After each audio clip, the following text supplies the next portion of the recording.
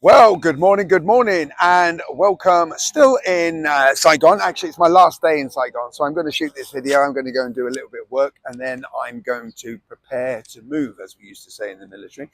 And I'm going to be heading up north on my little venture. Not 100% certain where I'm going yet, but tomorrow morning I will set on going away slightly up the coast. And to be quite honest with you, I've had a reasonably good time here, quiet time, getting on with some work, probably not delving into the touristy side as much. And actually, the longer I stay here, now I come to realize that it's very kind of smoggy. The air pollution is not too good. And then, you start to look at the state of the place, the roads, and the cleanliness of the place. I think, like most cities, it's okay to touch base and go and see some relevant things, do some stuff, but it's time to now go and get a little vacation within a vacation, I think. So that's what I am doing tomorrow morning, and I'll take you on my journey with me. Okay, before we get into this, share the love. Why not subscribe to the channel, ding-a-ling that bell, and follow me for some more great content. Okay, today I want to just talk about being scared. Okay, about being scared, and I want to be upfront and honest with you about the fact that it's okay to be scared. Okay, and it's okay to be sitting there sometimes with your head in your hands and shaking your head and worrying and, dare I say it, have a little man cry if that's your thing. It's okay. It's part and parcel of the emotions of living life. Okay, but what I want to say is you need to be completely honest with yourself, though. You have to be upfront and own up to the person that you see in the mirror. You have to be able to understand that if you step back a little bit and just realize that life is, like I've already said, problems and solutions. And if you're wallowing at the bottom of the barrel at the moment with your head in your hands, just not even ever thinking how you're going to get out of this situation. In most countries now, the debt is crazy, the rising costs of living, and people are stuck and can't seem to see any light at the end of the tunnel. Then I'm just telling you that it's perfectly okay, because you've survived up to this point, okay, and today's problems will be gone tomorrow, and you need to just really ascertain and be honest with yourself and address the biggest crocodile closest to the canoe. See, some people are carrying a lot of stuff around with them. It's a bit bright, a bit sunny this morning. Some people are carrying a lot of stuff with them at the moment, and it might look like utter confusion. And that is the issue. Being an adult is we're probably not knowledgeable up to this point in how to deal with complex situations. And again, that is perfectly okay, right? Now, the problem is everything defaults back to money. And we're not going to talk about money here because it's just an absolute awash in internet land about how super great everyone's life is and super fantastic and how much money they've got. And most of it, like I've said before, I'm calling it bullshit on it, because if you think money's the solution to your problems, then you couldn't be fundamentally wrong. But because as a human being, it's natural to get more money and to change your life, to buy more things, to upgrade yourself. And it's a never ending circle. Millionaires have got millionaires problems, billionaires have got billionaires problems. You and I, whatever stage of life you're at the moment, you've got your own problems at those levels. So you've got to sort of step back and sort of thinking, well, if I had X amount of money, is that going to actually solve my problem that I have? Well, the answer is no, it won't. It will just bring upon more problems. Okay, so discount money out of the issue. Okay, it's good to have a bit of leverage. If you've got a bit of money, you can buy yourself out and buy yourself a bit of time. That's perfectly good. But most of the time, it's about controlling what you've got, okay, and about prioritizing your next move. So, for example, you get your salary. We all feel great on salary day, Oh, yes, I've got some money, And so for most people, I would say it's a short-lived experience. It's now I've got to pay the bills and I've got this much left. Oh God, I'm gonna have to borrow off the credit cards. We've all been there, and it just seems to be that's what normal people call, that's the way it is, that's life. But actually, when you hit the stop button of life and sit there, and I lean on the fact that all you need is a piece of pen and paper, a piece of paper and a pen, and you start to write things down, things start to become a little bit more clearer. And then you prioritize things in order about what you have to deal with, because ultimately you have to stand up and you have to take action. You have to address what is going on in your life. And, you know, we've all got shit, you know, we've all got commitments, we've all got stuff to do, and no amount of money will ever stop that, because you'll always have more bills to pay. You'll always have more problems and issues. Okay. So, my message for today is to understand that you're not special and unique enough to be, you know, to have these problems in isolation on your own, but you are special and unique enough to be able to stand up, move to one side and look at things from a different angle, okay, and start doing things slightly different. Now, for most people, it's difficult to get this message across because, you know, you're wrapped up in this, oh, money, money, money, money, money. And it's true. Money is the root of all evil because they've got you, right? It's by design. And I've recently just come off writing a long post on X, I think it is, where somebody's talking about, oh, I can't even get my money out. Well, actually, the honest truth, it's not your money, okay? We are in a game, right? We're in a game. It's their game, all right? They devise the monetary system. The financial institutes own the money that we call our own at the moment, at this moment in time. So really what they're doing is they're lending you the money. They're encouraging you to get into debt in order to play the game, which means you have to get a job, which means, you know, you're enslaved in order to pay the debt back, in order to live off the crumbs that you've got left. See, the whole idea about this, and it's a separate video, and it's not, you know, not in the public domain. Everyone's talking about this, you know, the way that everyone's, you know, but the truth of the matter is, it's their money. They're lending it to you to play their game. It's like human chess.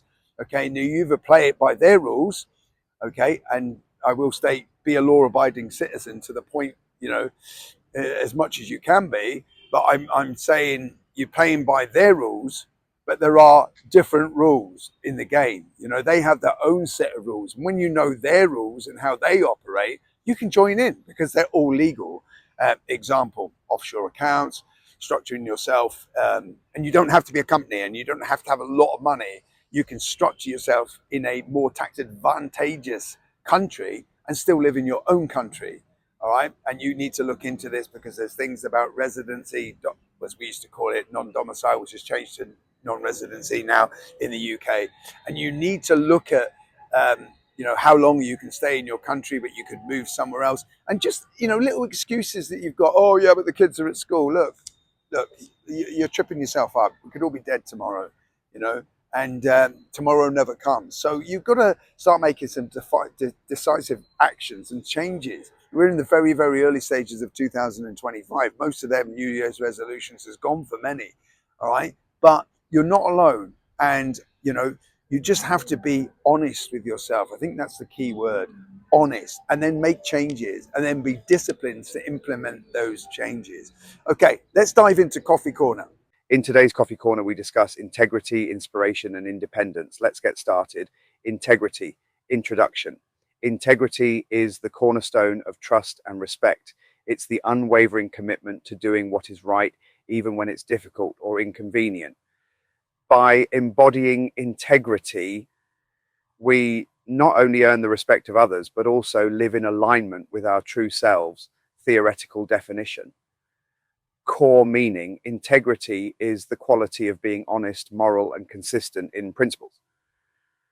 Philosophical perspective, philosophers often view integrity as the integration of virtues into one's life. Social aspect, it fosters trust, strengthens relationships, and upholds reputations. Ethical insight, integrity means adhering to ethical principles, even when faced with challenges. Personal impact, living with integrity cultivates self-respect and emotional resilience. Practical application. Define core values. Write down the principles you want to guide your life. Speak the truth. Commit to honesty in all conversations, even when it's uncomfortable. Make ethical choices. Evaluate decisions based on what aligns with your moral compass. Honor commitments. Follow through on promises to build trust and credibility. Admit mistakes. Acknowledge when you're wrong and take steps to make amends. Actionable steps. Create a personal integrity code. Outline what integrity looks like in your life. Daily reflection. At the end of each day, ask yourself if you lived in alignment with your values. Seek feedback. Ask trusted friends or mentors if your actions reflect your stated values. Stand firm under pressure. Practice saying no to situations that compromise your ethics. Volunteer for accountability. Engage in activities where honesty and reliability are critical. Be aware. Temptation to compromise. Stay vigilant against shortcuts or dishonesty that may seem easier in the moment. Fear of backlash. Standing by your principles can sometimes attract criticism. Stay firm. Conflicting values. Be prepared to navigate difficult situations where values may clash. Perfectionism. Remember that integrity doesn't mean never failing. It's about striving for consistency and making things right.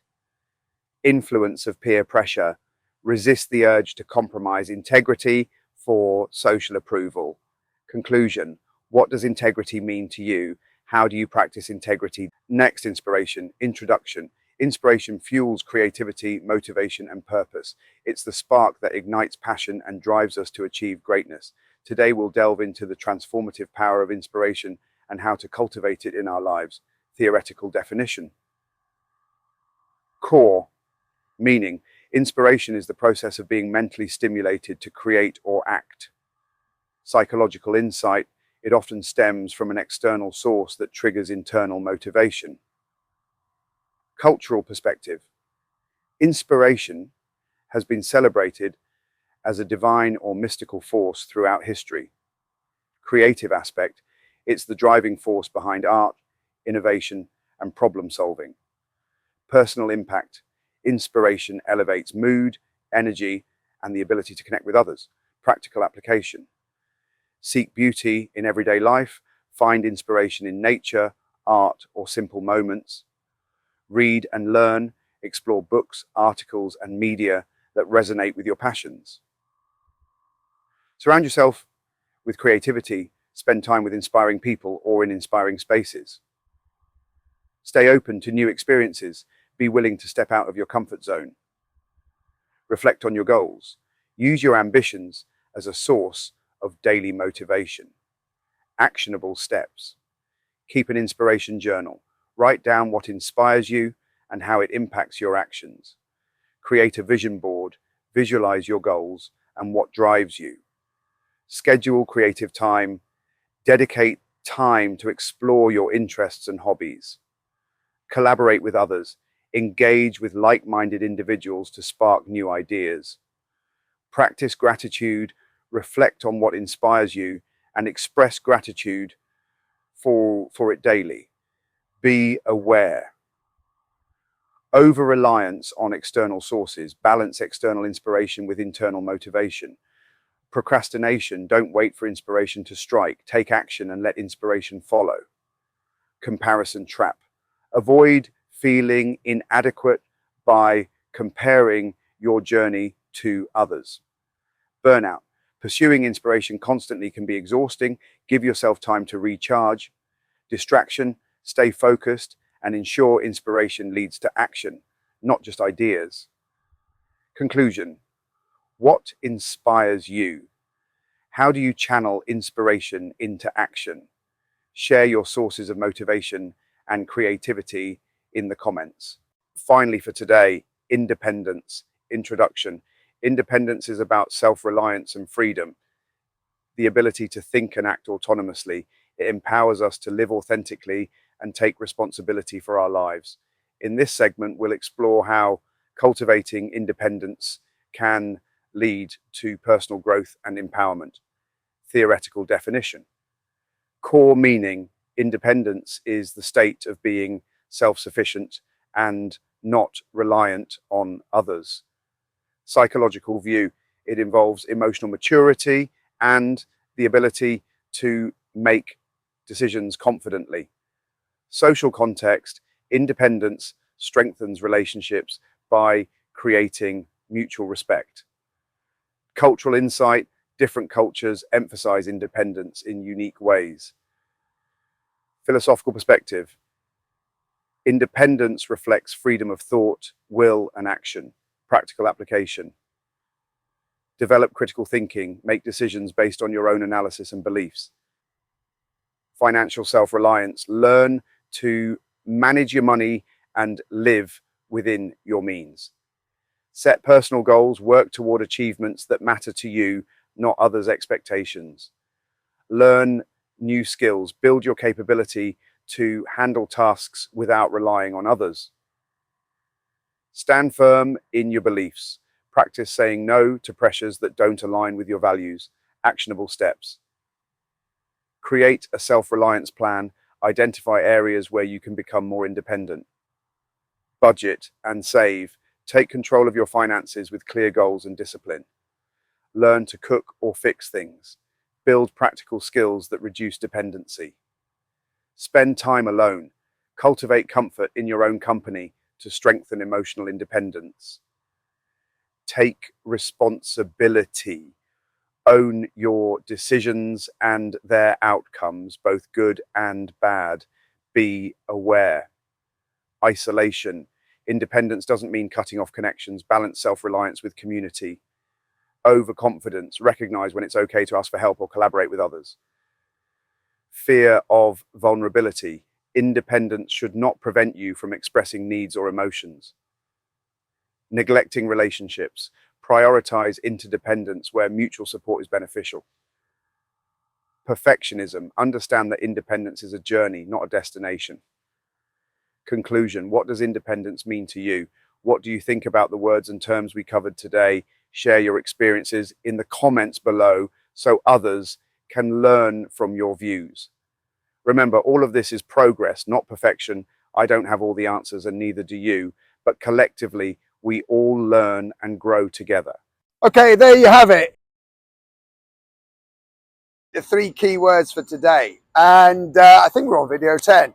I'm going to put a link at the bottom of this video where you can get all of what we've covered up to now in a Word document. And if for those of you who wish to collate all this kind of information, please do so. And